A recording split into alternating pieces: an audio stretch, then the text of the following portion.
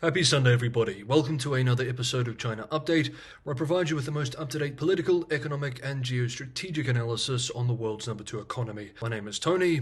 Let's jump in. Today's episode is a special extra Sunday episode. On Sundays, sometimes we do something a little bit different, exploring an article or a commentary, doing the sort of thing that we normally do not have the space to unpack with a regular weekday episode. This week, UK-based The Economist published a piece called MAGA with Chinese Characteristics: Why Many in China Cheer for Donald Trump Despite His Tariffs and Team of Hawks. As the title suggests, the piece explores the curious and to many surprising fact that US President-elect Trump is quite popular with Chinese, including many Chinese nationalists.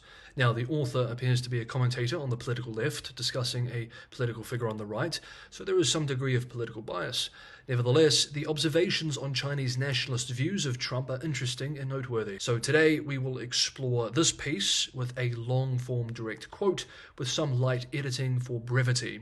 Now, I should say I do not necessarily agree or disagree with the observations that the author makes, particularly in relation to US domestic politics. I'm not a US specialist, I'm a China specialist. I'd be very interested to hear what some of you think about some of the observations that this particular author makes in the comments below. Here begins the direct quote. The internet in China is not a friendly place for admirers of anything American. Fire-breathing nationalists, helped by censors who are quick to stamp out liberal views, rule the roost. Yet as China digests the implications of Donald Trump's re-election as president, including his threat of huge tariffs on Chinese goods, many netizens see in him something to like. In their own world of economic anxiety and yawning social divides, strands of the MAGA movement seem familiar. China's nationalists can be surprisingly Trumpian. Some of them are even pro-Trump. To be sure, many of those who cheer for Mr. Trump do so out of contempt for America. They share video clips showing Mr. Trump's moments of buffoonery and delight in every gaffe. They sneer at his nominations for cabinet posts. Don't they prove what a sham democracy is, with jobs so fragrantly doled out to loyalists regardless of their suitability? They revel in speculation about the damage his victory may do on Western alliances. They relish the thought that he might weaken American support for Taiwan or pull the plug on American military aid to Ukraine. They often refer to him by a nickname, Chuan Jianguo, meaning Trump the nation builder. It is supposed to be ironic. They mean he is making China stronger by undermining America.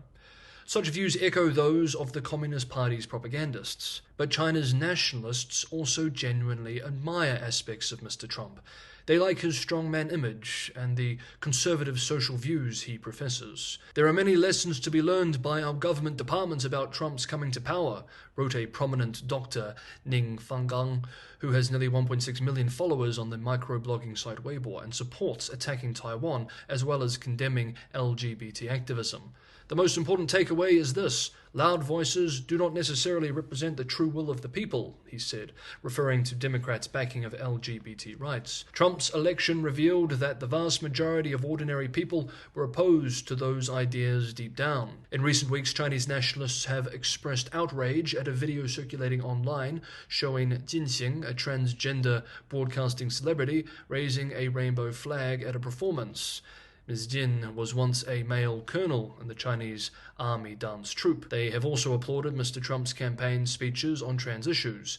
A Weibo user with more than 700,000 followers posted a clip of one of them, in which Mr. Trump pledged to defeat the toxic poison of gender identity. Ms. Jin and people like her, said the blogger, must be hopping mad with rage. Commentators agreed. This is why I don't want Trump to win, said one. Only Harris can make America even worse. Many of the nationalists brush off Mr. Trump's talk of imposing tariffs of 60% on Chinese goods. One of them is Ren Yi, a Harvard-educated princeling, as descendants of powerful politicians are known.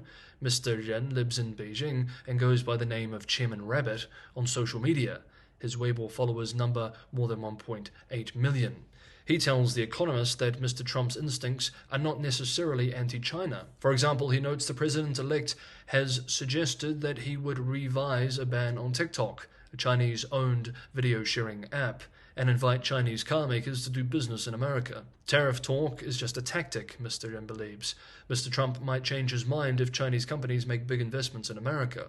Mr. Ren and other nationalists see promise in Mr. Trump's close associate Elon Musk, whose auto firm, Tesla, makes more than half of his cars in China. Some of Mr. Trump's picks for senior government posts may be China hawks, but others, like Mr. Musk, seem to be much more open to China, Mr. Ren says. A particularly vocal group of nationalists known as the Xiaofanghong, or Little Pinks, these young, fiercely patriotic netizens, are not the kind of people who in America would be thought to be typical Trump supporters. Chinese academics say the Pinks are often well-educated and urban. The original Little Pinks were mainly young women, though the group is now more diverse. As with MAGA types in America, the main targets of their discontent are liberals at home, such as Ms. Jin. The voices of China's free thinkers are often stifled, but there are many of them. Ms. Jin has nearly 14 million followers on Weibo. As in America, public opinion in China is polarized. Culture wars rage. Some of the nationalists share the misogynistic worldview of young men in the West known as incels, who blame their inability to form sexual relationships on women, whom they see as overly empowered and picky. In China, such people sometimes self-deprecatingly call themselves 屌丝, which literally means dickhair. They do endless battle online with China's equally fiery feminists. Some of the cyber liberals point out the irony of their opponents' pro-Trump views. Some so-called little pinks and patriotic bloggers on Weibo spend their days opposing feminism and LGBT rights, demonizing the left, and end up idolizing one extreme anti-China, deranged right-winger after another, wrote a Weibo user who has more than 390,000 followers after Mr. Trump's victory. Pro-Trump sentiment, however, will not persuade China's leader, Xi Jinping, to be better disposed towards America's next president. Mr. Xi shares the nationalist views on social values. He would doubtless love it if Mr. Trump were to prove as transactional on Taiwan and as unsympathetic to Ukraine as his supporters in China hope he will be. But Mr. Xi is surely anxious about Mr. Trump's return to power. It will make China's fraught relationship with America more unpredictable. It could also, if Mr. Trump's threatened tariffs do indeed materialize, further damage China's struggling economy. America's election may even have reminded the stability-obsessed Mr. Xi of something the little pinks may be wary of saying out loud. Citizens embittered by economic malaise can turn against elites. Here ends the direct quote and today's episode of China Update. That is today's special episode of China Update. Thank you very much for watching. Please let me know what you think of some of the observations made in the comments below. If you enjoyed today's episode of China Update, don't forget to hit the like button. Liking, sharing and subscribing all tremendous helps. Patreon and Buy Me a Coffee links are also in the description below for those who want to help keep the channel financially sustainable. Have a good weekend, a restful weekend, and I will see you all tomorrow.